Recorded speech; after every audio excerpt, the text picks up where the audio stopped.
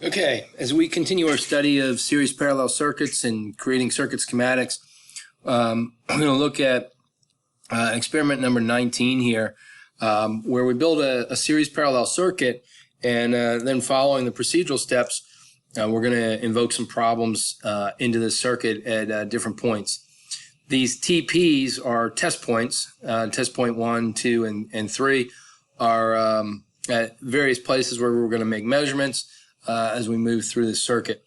But before we do this, this video I want to use as an example of how to create a circuit in AutoCAD, circuit schematic in AutoCAD. So we're going to duplicate this circuit over in AutoCAD. So let's launch your AutoCAD template. Okay, so our AutoCAD template is open. We've got our symbols here in front of me. Before I get started, I'm going to make sure these are all on the same layer. And this is my fault when I built the template. I didn't put them all on the same layer. So I'm going to select all of these symbols, and I'm going to assign them to the symbol layer, like that. And I'll also select these top symbols. I don't want to select the text, but I'll assign everything else to the symbol layer. And here's my dot. We'll assign that also to the symbol layer. So what I've done is I've selected each of those items, and now you see they're a little bit fatter.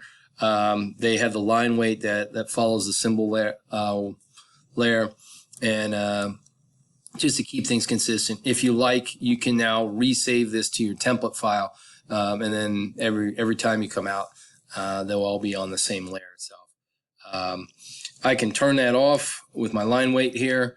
They are still all on the same layer, but I like to use line weight to give emphasis to what we're showing.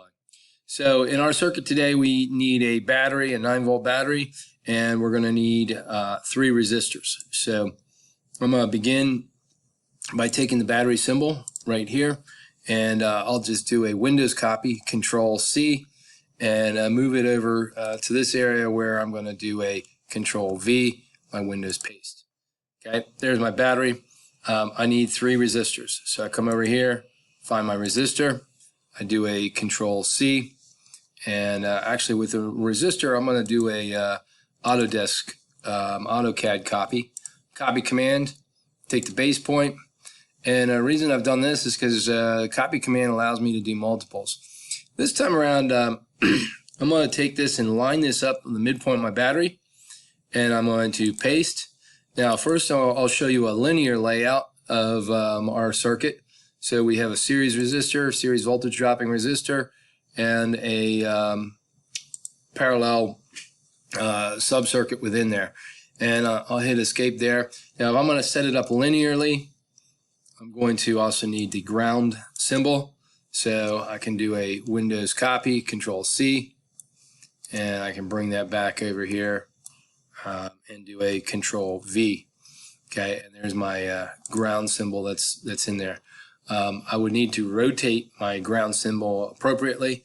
So select the ground symbol, type the word rotate, or select the rotate command. I'll rotate it on the base point there. So we flip that perpendicular, and then I can take this and line this up with the others using my move tool. Select, hit enter. Select the midpoint. That's that little triangle right there, the little midpoint. Okay, I'm going to select that, and I'm going to line that up with my endpoint here. Just kind of pull this out. They all line up. Okay, and so this would be a linear layout. If I go back and compare what I'm trying to create, my negative side is pointing to the parallel bank here, the sub-circuit. So I actually need to flip my battery around. So we'll come back over here in the CAD. I want to flip my battery around, flip it over, use the rotate, use a rotate tool right there. So I selected rotate, hit enter, and pick a point on here where I just want to flip this around. So I'm flipping around by its midpoint, just like that. That should still keep these things aligned. And now I can put my wires in. So I'm going to grab the conductor, and I will take the line tool, and I'm going to connect my endpoints to my midpoint, like that. hit escape. Okay, test points 1, 2, and 3. I actually didn't show in here. One of the things I could do is I can go back and get a test point or a connection point by simply selecting that point over there and do a I'll do a Autodesk copy and select my base point. I'm going to choose the center of this object. Okay, and excuse me, bring that over here and put it in the circuit. So that would be test point 1, and if I come out here, maybe I'll make this test point 2, and then in the end here, one of these resistors, because this is linear, one of these resistors is going to be test point 3. So I hit escape on that. Back to my conductor layer. Let's start drawing some lines. So we're going to connect resistor to the test point. From the test point, we can come down here, line up, project that corner, that resistor, hit escape, take my midpoint again here, line up, and I'm not clicking anything, I'm just mousing. So I got those green projection lines you see, and the object snap in place, hit escape, take my line tool here, and I'm going to have this corner line up with the midpoint of that. So like that.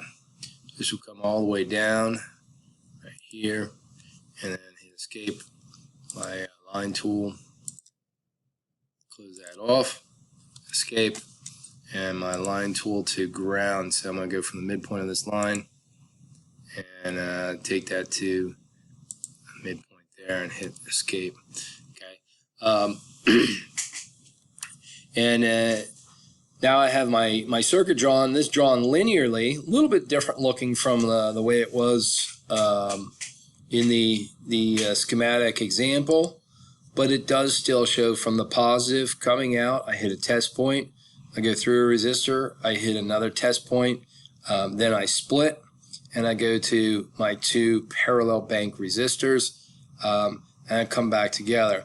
And they do have a double connection point here because they're going to use that wire, they're going to break it away and before it comes back to the source. So I guess we can illustrate that as well when we look at our circuit. So to illustrate that second point here, we come back in, and I'm just going to take this test point right here.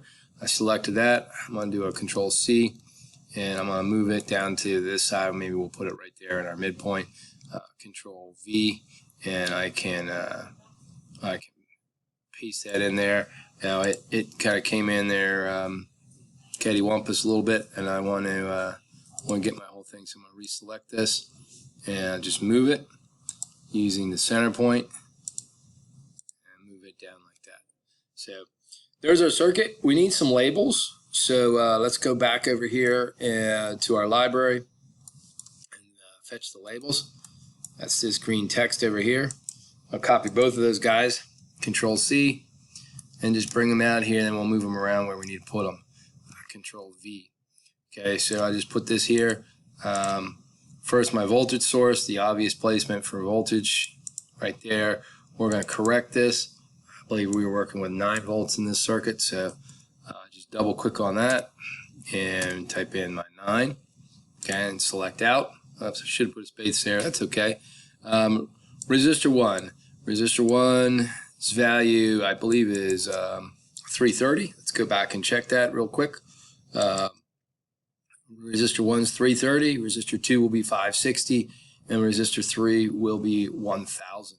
So we can come back to our AutoCAD here. This one, let's make it 330.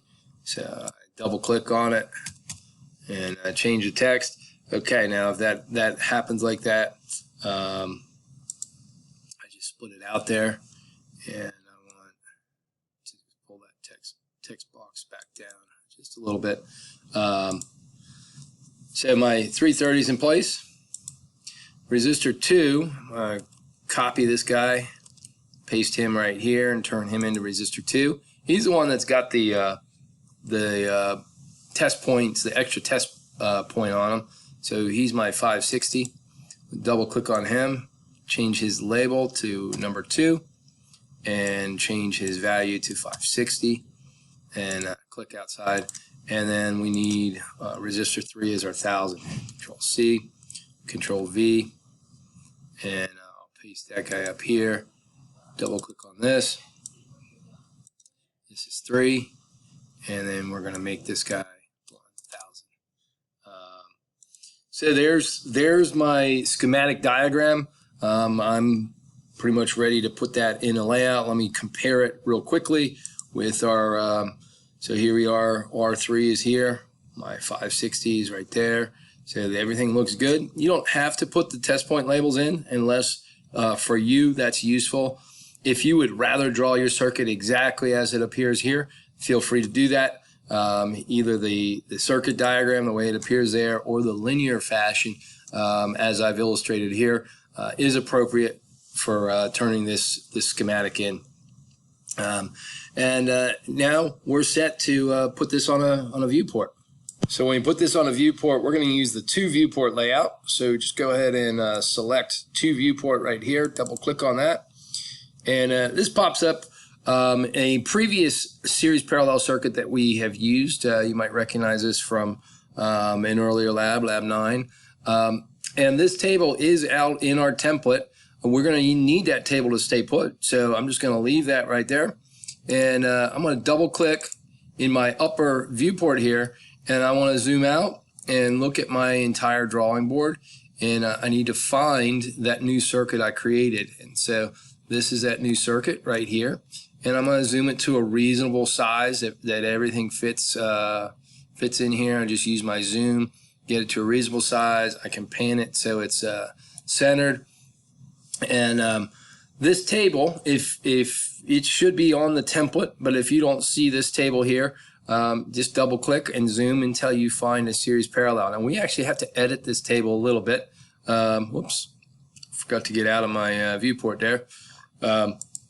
So if I come back out and look, notice that, and might remember that previously R1 and R2 were our parallel branch. In this case, R2 and R3 are our parallel branch. So I need to move my R equivalent on my table so that R equivalent falls below R3. We're going to have these two switch places.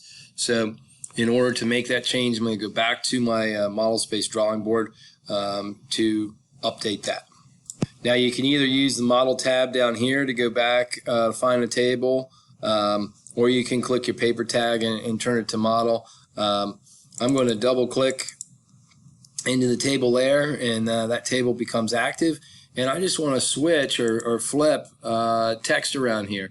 I can either type over or I can copy and paste. So just to type over, I can make this EQ, and I can delete out my 3, and I'm going to make this guy R3 by double clicking up there, and just come back and type the number 3. Okay. Coming out of that table, I've just updated the table, and I'll go back to paper space. I'm going to click in there. I really don't have to change a whole lot.